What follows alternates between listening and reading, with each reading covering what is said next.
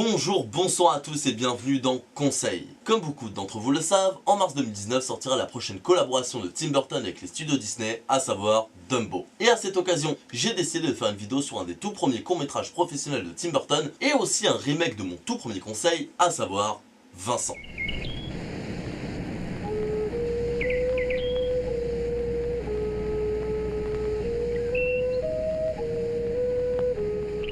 Mais avant de passer à Vincent, remettons les choses dans leur contexte. Après le lycée, le tout jeune Tim Burton a fait ses études dans la California Institute of Art, une école d'art créée par Walt Disney ayant eu comme élèves de grands noms tels que Sofia Coppola, Brad Bird, Michel Ocello et bien sûr Tim Burton. Après ses études et fraîchement diplômé, Tim finira donc par travailler chez Disney. Il sera l'un des artistes concepteurs sur Taram et le chaudron magique, mais ses idées ne seront pas retenues. Et sera également animateur sur Rox et Rookie, mais ce sera malheureusement une nouvelle mauvaise expérience, se sentant prisonnier des demandes de Disney. Cependant, coup de bol pour le jeune cinéaste. Julie Hickson, exécutif chez Disney, et Tom Houliet, responsable du développement créatif, lui donne sa chance et décide de financer la réalisation d'un court-métrage écrit par Tim Burton et qui est le sujet du jour, Vincent. Vu pour la première fois en 1983 au festival du film d'animation d'Annecy, le court-métrage raconte l'histoire de Vincent, un petit garçon fasciné par l'acteur Vincent Price ainsi que par Edgar Allan Poe. Omnibulé par les deux hommes et le macabre, derrière son quotidien d'enfant sage, Vincent imagine des machines capables de changer son chien en monstre ou sa tante en poupée de cire.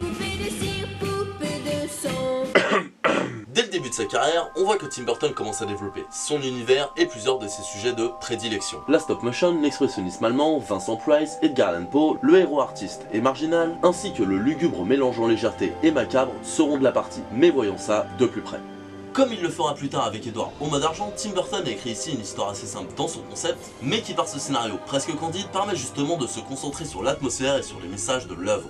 Même si, en ce qui concerne Vincent, c'est l'ambiance qui prime sur le message. Certes, il parle de marginalité, de ne pas être compris par les autres, et montre un aspect mi-sain, mi-dérangé chez le jeune garçon, qui pourrait se faire demander où doit s'arrêter l'imaginaire, et à quel point doit-on se prendre dedans, vu à quel point Vincent se rend malade, mais c'est surtout pour son ambiance que le court-métrage est fascinant. Pour faire court, Vincent c'est de l'expressionnisme allemand avec du Dr Seuss mélangé à la sauce Tim Burton. L'expressionnisme allemand, courant cinématographique basé sur le symbolisme, une réalisation particulière et une atmosphère qui l'est tout autant, a été développé en Allemagne dans les années 20 avant d'être interdit par le régime nazi. Merci tonton Adolphe. Et il reste l'une des plus grandes influences de Tim Burton, et ce, même aujourd'hui. Cette influence est plus qu'évidente dans Vincent, de par la lumière, les formes, les spirales, l'expression faciale de Vincent, tout ou presque dans le visuel rappelle l'expressionnisme. Et le résultat est excellent. Tim Burton parvient à s'approprier les codes de ce courant et à s'en servir pour sa vision au sein de son œuvre. L'expressionnisme faisant ressortir au mieux l'histoire et ses narrations, narration très influencée par le Dr Seuss. Ce nom ne dira probablement rien à beaucoup d'entre vous, et pourtant, il a fait ça.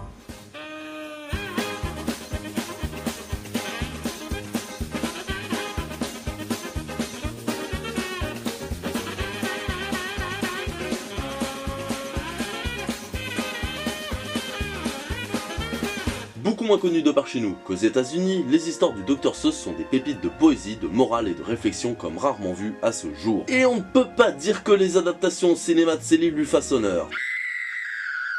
Sans être horrible, on s'éloigne quand même pas mal de l'œuvre originale. Mais si vous voulez voir une bonne adaptation fidèle à l'esprit de son travail, je vous conseille vivement l'excellent moyen-métrage Comment le Grinch a volé Noël. C'est beau, poétique, avec de bonnes valeurs, foncez, c'est de la bonne. Voyons donc ensemble à quel point la manière de narrer du Dr Seuss a impacté Vincent. Dans ce court-métrage, il n'y a pas un seul dialogue, seulement un narrateur racontant l'histoire en rime, ce qui nous permet de faire le lien avec le Dr Seuss. Cet aspect renforçant le côté conte de l'histoire permet également de s'ajouter à l'atmosphère tout en étant parfaitement à sa place. Cela nous permet aussi de contraster avec le lugubre qui nous est montré tout en le sublimant. Le conte étant généralement quelque chose de rassurant, qui peut avoir son lot de peur, certes, mais rarement comme celle de Vincent. Et la voix du narrateur en VF comme en VO est parfaite. Avec l'idole de son personnage qui est également la sienne, Vincent Price. Que ce soit Vincent Price en VO ou Henri Verlogueux en VF, les deux narrateurs font un travail impeccable. Vous l'aurez aisément compris, Vincent est un petit bijou que je vous conseille. Et je suis pas le seul. Que ce soit IRL ou sur internet, je n'entends quasiment que du bien de ce court métrage. Et pourtant, comme pour Tim Burton, c'était très mal parti pour lui avec Disney. Car oui, si je vous ai brièvement résumé la carrière de Burton en début de vidéo, ce n'est pas pour me la jouer Wikipédia. J'ai abordé les problèmes de vision qu'avaient le réalisateur et la compagnie aux grandes oreilles, mais j'ai volontairement passé sous silence ce qu'il adviendra de Vincent après sa création. Ça a été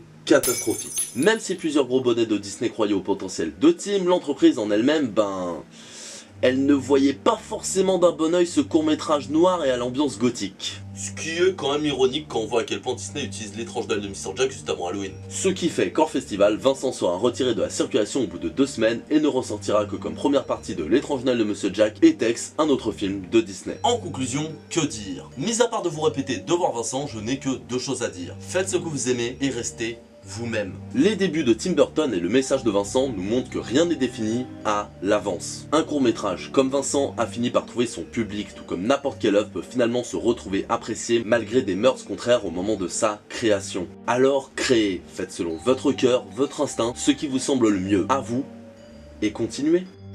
Ce conseil est à présent terminé, j'espère qu'il vous aura plu. En tout cas pour moi c'était très cool de faire un remake de mon premier conseil. Que ce soit la technique, l'écriture, rien n'est pareil. Et j'ai mis la vidéo originale en privé parce que voilà j'ai un peu honte. Mais en tout cas c'était vraiment très cool à faire et j'espère que ça vous a plu aussi. Si c'est le cas n'hésitez pas à liker, partager et vous abonner à la chaîne. Et dans tous les cas que vous ayez aimé ou pas n'hésitez pas à laisser un petit commentaire. Et en attendant moi je vous dis bonne journée, /soirée, insérez votre espace-temps.